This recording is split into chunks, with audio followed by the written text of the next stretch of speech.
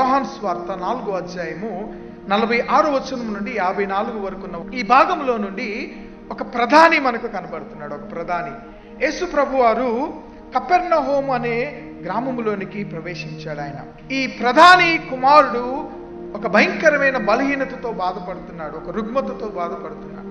ఆయన చనిపోవటానికి సిద్ధంగా ఉన్నటువంటి పరిస్థితులు ఆయనకి.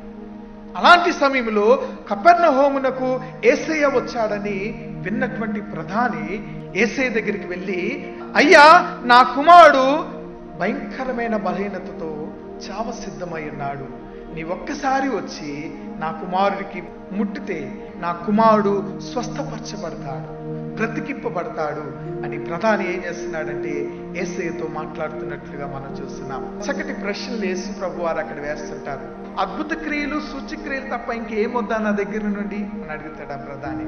ప్రియమైనటువంటి దేవుని బిడ్డలారా, మానవునిగా మన జీవితంలో మనం కూడా ఎంత స్వార్థపరులు మనంటే, దేవుడు మనకి ఎప్పుడు జ్ఞాపకం వస్తాడంటే మనకేదైనా సమస్య ఉన్నప్పుడే, మనకేదైనా కష్టం ఉన్నప్పుడే.